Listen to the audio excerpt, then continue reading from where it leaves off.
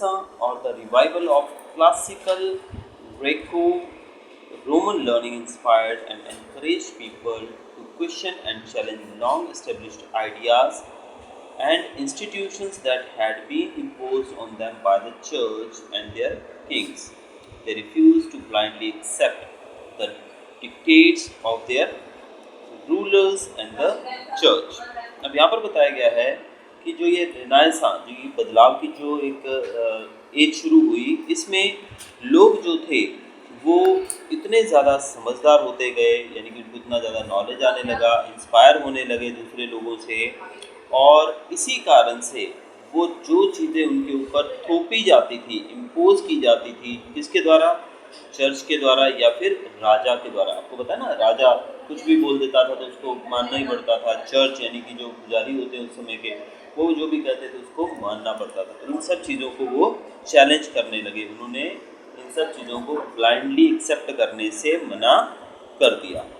They demanded to know the truth based on logic and reason and rejected everything that did not fall within the yardstick of reason। यानी कि उन्होंने कोई भी चीज़ पे आंखें बंद करके विश्वास करने से मना कर दिया, और सीधा सीधा जिस चीज़ के पीछे कोई कारण या रीज़न नहीं होगा उसको मानने से उन्होंने सीधा सीधा नकार दिया। This new spirit of rationalism led to the rise of scientific temper and the spirit of inquiry। This scientific temper and the desire to inquire or seek the truth led to new and varied developments in the fields of arts, architecture, sculpture, painting, literature, science and technology, explorations and discoveries। अब उनके अंदर ये जो नई एक spirit जागी थी, एक नई उनके अंदर एक जीवन संचार हुआ था उनके अंदर, जो कि एक नया साइंटिफिक अप्रोच उनके जीवन को दिया उसने। साइंटिफिक यानी कि वैज्ञानिक अप्रोच उनके जीवन को मिली थी, और अब उनके अंदर जानने की इच्छा जागरूक होने लगी कि कोई भी चीज़ जो कही जाए, पहले तो वो आंखें बंद करके जो भी कहा जाता था उसको मान लेते थे, अब उनको हर चीज़ के पीछे रीज़न मांगने लगे। इससे अलग अलग तरह से डेवलपमेंट शुरू हुई, अलग अलग फील्ड्स डेवलप हुई, जैसे कि यहाँ देख सकते हो आप लगभग 7 और 8 फील्ड्स के बारे में बताया गया है। तो ये सब वहाँ पर डिस्कवर हुई। Renaissance scholars and thinkers shifted the focus from divine affairs to human affairs। The spirit of humanism was central to the new learning। अब जो नए स्कॉलर्स थे उस समय के, उन लोगों ने डिवाइन अफेयर्स यानी कि सब चीज़ें भगवान के ऊपर छोड़कर ना रखकर इंसानों के ऊपर ज़्यादा ध्यान देना शुरू किया, यानी कि ह्यूमैनिटी को आगे रखा गया। पहले तो क्या है, चर्च और ये सब लोग जो थे ना, ये भगवान के नाम पे जो बोलते थे वो सब सही मान लेते थे लोग, डर के मारे। भगवान से डर था, भगवान का खौफ था, भगवान से प्यार था, अंधश्रद्धा थी XYZ। लेकिन अब जो था, अब ऐसा कुछ भी नहीं हो रहा था। अब ये लोग क्या करने लगे, ह्यूमनिज़म यानी कि इंसानियत के बारे में को ज़्यादा स्टडी करने लगे, उसको ही सबसे पहले मानने लगे और नई नई चीज़ें सीखने लगे।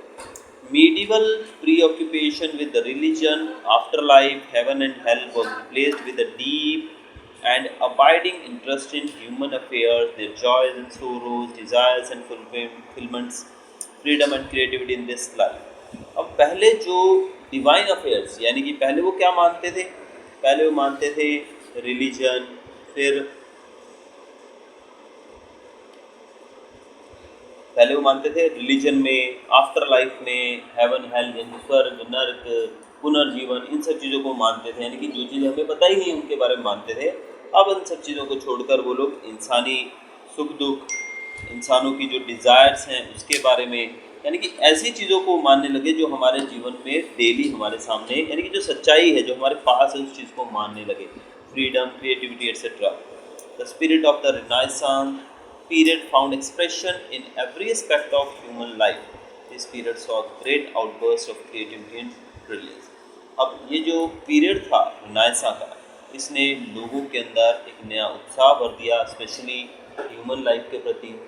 और ये जो पीरियड था इसने कई अलग अलग फील्ड्स में क्रिएटिविटी और ब्रिलियंस को देखा।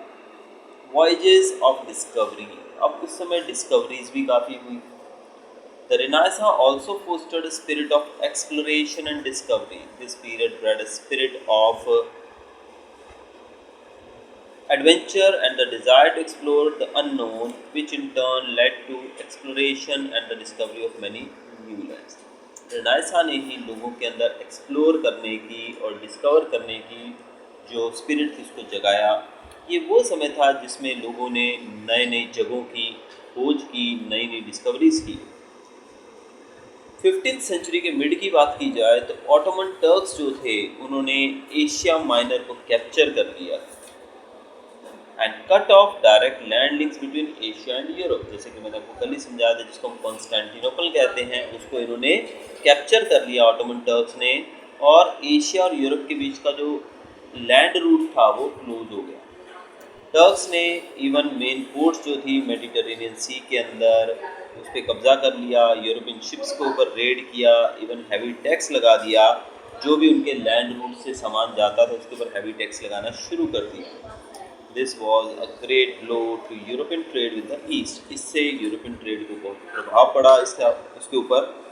It gave rise to an urgent need to find an alternate sea route to the east. अब जब इतना ज़्यादा असर पड़ेगा तो आदमी बोलते हैं ना, necessity is the mother of invention.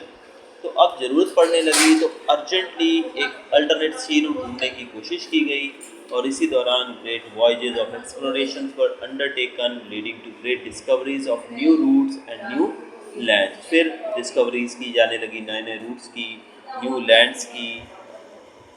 Now, important discoveries. In the 15th century, a Portuguese prince Henry the Navigator sent out।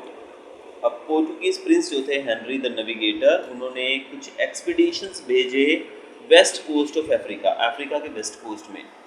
उन्होंने कुछ मैप्स तैयार किए इन एक्सप्लोरेशंस के द्वारा, और 1488 के अंदर एक एक्सपीडिशन थी जिसको बार्थोलोमे डियाज ने लेड किया था, और ये पहुँचे अफ्रीकन कॉन्टिनेंट के टिप पे, जिसको बाद में केप ऑफ गुड होप के नाम से जाना जाने लगा। आप साउथ अफ्रीका के नीचे का जो पार्ट है, यानी कि अफ्रीकन कॉन्टिनेंट का सबसे लोअर सदर्न पार्ट है, वहाँ पर देखोगे तो आपको मैप में एक डॉट दिखाई देगा, that is called Cape of Good Hope. तो बार्थोलोमे डियाज जो थे वो वहाँ पहुँचे थे। ठीक है, एक्चुअल में वो कहाँ जाना चाहते थे आपको पता है? वो जाना चाहते थे इंडिया, बट वो कब कहाँ पहुँच गए? केप ऑफ गुड होप पहुँच गए। यानी कि उनका इंटेंशन कुछ और था, लेकिन उनको फाइंड कुछ और करना था, मिल कुछ और गया, लेकिन कुछ ना कुछ मिला ही। तो इसीलिए कहते हैं कि हमें काम करते रहना चाहिए, कुछ ना कुछ तो मिलेगा ही। तो we have to work hard, कुछ ना कुछ मिलेगा। हो सकता है जो हम ढूंढ रहे हैं वो ना मिले, लेकिन उससे बेहतर भी मिल जाए। देखिए नाम पे आप बार्थोलोमे डियाज का भी लिखा गया, वास्को ड गामा से पहले। इन 1497 another Portuguese explorer Vasco the gamma. इसके बाद वास्को द गामा जो थे वो भी एक पोर्चुगीज सेलर थे 1497 के अंदर। फॉलोड द सेम रूट, उन्होंने भी सेम रूट को फॉलो किया, लेकिन वो केप ऑफ गुड होप से घूम कर आगे निकल गए, और वो इंडियन ओशन से होते हुए कैलीकट पहुँचे, जिसको आज के हम कोझिकोड बोलते हैं। कोझिकोड बोलते हैं आज की जो जगह है, उस समय उसको कैलीकट कहा जाता है। वहाँ पहुँच गए, जो कि इंडिया के वेस्ट कोस्ट पे था। ये ईयर था 1498। तो देखिए उनकी डिस्कवरी जो थी बार्थोलोमे डियाज की, उसी की मदद से भारत को भी खोज लिया गया वास्को द गामा के द्वारा। Vasco the gamma discovered the sea route to India, which later became an important trade route for other foreign powers to reach India। अब ये जो इन्होंने सी रूट खोजा, इसकी वजह से ही इनको दूसरे जो यूरोपियंस थे, पावर्स जो थे यूरोपियन, उनको मौका मिला भारत में एंटर होने का। इन 1492 की बात करते हैं, क्रिस्टोफर कोलंबस जो थे वो एक इटालियन सेलर थे। वो वेस्टवर्ड यूरोप से गए, और उनको हेल्प मिली थी राजा और रानी की स्पेन के, यानी कि स्पेनिश थे वो, तो स्पेन के राजा रानी ने उनको हेल्प किया था। कोलंबस श्योर थे कि वो he will reach the east if he sailed westward from Europe, कि अगर वो यूरोप से वेस्ट की तरफ सेल करता रहेगा तो ईस्ट में पहुंच जाएगा, यानी कि इंडिया की तरफ पहुंच जाएगा। लेकिन after selling westward across the Atlantic ocean for 2 months, वो 2 महीने तक अटलांटिक ओशन में से गुजरते रहे, और वो एक जगह पर लैंड किए जिसको करेबियन आइलैंड्स कहा जाता है ऑफ सेंट्रल अमेरिका। अगर करेबियन आइलैंड्स पता है ना, वेस्ट इंडीज़ है, जहाँ पर West Indies is a group of islands तो वेस्ट इंडीज़ को और उसके आजू बाजू के आइलैंड्स को मिलाकर करेबियन आइलैंड्स कहा जाता है। तो एक्चुअल में ये ढूंढने तो ईस्ट निकले थे इन इंडिया, लेकिन इनको क्या मिल गया, करेबियन आइलैंड मिल गया भाई, ठीक है। तो कुछ और ढूंढने गए थे लेकिन मिला कुछ और, लेकिन मिला जरूर है।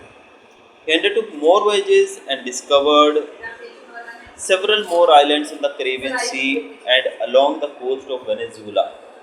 अब इसके अलावा उन्होंने कुछ और वॉयजेस भी की और कैरेबियन सी के अंदर कुछ और आइलैंड्स को भी खोजा, और वेनेजुएला के कोस्ट के ऊपर भी उन्होंने काफ़ी सारी खोजें की, वेनेजुएला के समुद्री किनारे के ऊपर। Until his death, Columbus believed that he had found a route to the east. जब उनकी मृत्यु हुई कोलंबस की, तब तक वो यही मानते रहे कि उन्होंने तो ईस्ट की खोज कर दी, लेकिन little did he know that he had actually discovered America, a new continent. लेकिन उन्होंने एक नया कॉन्टिनेंट खोज डाला था, that was अमेरिका। तो हम कह सकते हैं कि अमेरिकन कॉन्टिनेंट की खोज की गई थी कोलंबस के द्वारा। Spain and Portugal divided the newly discovered lands in the east and the west between themselves. Spain और पोर्चुगल जो थे उन्होंने न्यूली डिस्कवर्ड लैंड्स जो थे उनको ईस्ट और वेस्ट के अंदर डिवाइड कर दिया, अपने अंदर ही उन्होंने डिवाइड कर लिया उस पार्ट को। The discoveries led to a steady growth of trade and commerce. इस तरीके से धीरे धीरे ट्रेड और कॉमर्स की शुरुआत हुई, ग्रोथ हुई।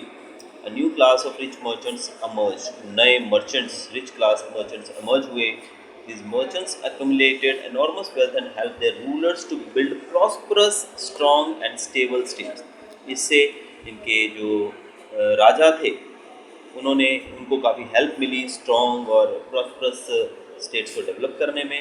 The Kings dependence on feudal lands gradually decline. पहले क्या था, लोग राजा जो होता था वो ज़मींदारों के ऊपर डिपेंड करता था कि ज़मींदार उसको टैक्स कलेक्ट करके देंगे तभी उसका खर्चा पानी चलेगा, लेकिन अब वो उनके ऊपर डिपेंड न रहकर व्यापारियों पर डिपेंड रहने लगा।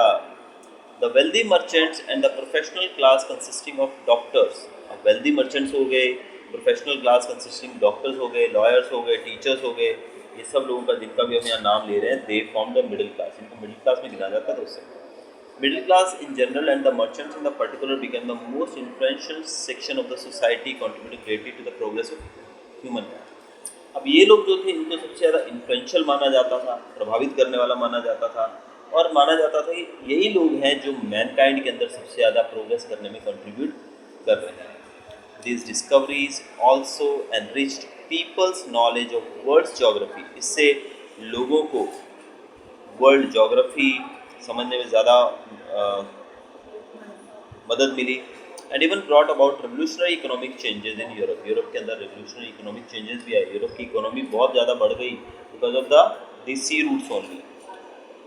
And set in the motion the process colonisation of Asia, Africa and Latin America. और जो मुख्य इसमें बदलाव आया वो था कॉलोनाइजेशन, कि इन देशों ने भारत जैसे देशों को अपनी कॉलोनी बनाना शुरू कर दिया, और धीरे धीरे इन्होंने ना सिर्फ भारत बल्कि अन्य देशों के ऊपर भी अपना कब्जा करना शुरू कर दिया।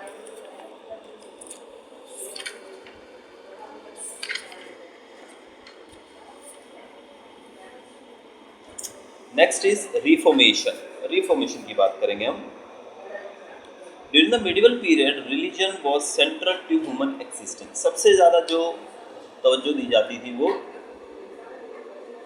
रिलीजन को दी जाती थी। The lifes of people in Europe revolve around the Roman Catholic church, यानी कि रोमन कैथोलिक चर्च जो थी उसको ज़्यादा मानते थे लोग, और उसके जो सुप्रीम हेड जो होते थे, पोप कहा जाता था, उनको ज़्यादा मानते थे। The authority of the pope was absolute and could not be questioned. Pope ने जो बोल दिया उसको कोई चैलेंज नहीं कर सकता, ठीक है। उस समय ये हाल था यूरोप में। People were taught to focus only on divine and spiritual matters throughout their life. लोगों को सिर्फ स्पिरिट से, स्पिरिचुअलिटी से यानी कि आध्यात्मिकता से जोड़कर रखा जाता था कि आपको सिर्फ तैयार रखना है अपने आप को आफ्टर लाइफ के लिए, लाइफ आफ्टर डेथ, यानी कि आपको पुनर्जन्म होगा, इसलिए अच्छे अच्छे काम करने हैं ताकि आपका पुनर्जन्म हो और अच्छा हो, सब चीज़ें ऐसे ही करना है। ब्लाइंड फेथ जो था वो बहुत ज़्यादा था उस समय लोगों के अंदर, और लोग जो थे वो सिर्फ यही मानते थे कि इन सब चीज़ों से बचने का एक ही रास्ता है और वो है साल्वेशन। साल्वेशन मतलब मोक्ष प्राप्ति। And total surrender to doctrines of the church. और अगर हम चर्च यानी कि पुजारी जो हमारे पोप जो भी बोलते हैं, जो हमें वो सिखाते हैं, अगर हम पूरे तरीके से उस चीज़ को फॉलो करेंगे तो हमें मोक्ष फिर पक्का मिलेगा। Christian monasteries became exclusive centre of education. Christian monasteries यानी कि क्रिश्चियन लोगों की जो चर्चेज थी, जहाँ पर मोनेस्ट्रीज जिन्होंने बना रखी थी, वो एजुकेशन का मेन सेंटर बन चुकी थी। Monopoly of education arm the church with absolute power and authority to increase its stranglehold on society. अब यहाँ पर पावर जो थी एजुकेशन देने की, वो सिर्फ चर्च के पास थी। अब एक ही स्कूल होगा तो वो जो पढ़ाएगा हमको पढ़ना पड़ेगा, तो वैसे ही चर्च के अंदर जो पढ़ाया जा रहा है वही चीज़ हमको पढ़नी पड़ेगी। अब चर्च क्या पढ़ाएगी? चर्च वही पढ़ाएगी जिससे उसको फ़ायदा हो रहा है। तो इसीलिए वो लोगों को अंधविश्वास के जाल में और ज़्यादा स्ट्रेंगल होल्ड यानी कि और ज़्यादा उलझाते चले गए वो लोग। Opposition to the teachings of the church would incur the wrath of the papacy and often led to terrible punishments. अगर कोई व्यक्ति चर्च के द्वारा दी गई शिक्षाओं का अपोज करता था, अपोजिशन करता था, तो उसके ऊपर चर्च की प्रकोप गिरता था, पूरा उनके गुस्से का प्रकोप गिरता था और उनको टेरिबल पनिशमेंट्स भी दी जाती थी और मे भी उनको तो सोसाइटी से निकाल भी दिया जाता होगा उस समय। Apart from spiritual powers, the papacy was also deeply involved in the political affairs of Christian European states. अब स्पिरिचुअल पावर के साथ साथ पेपेसी,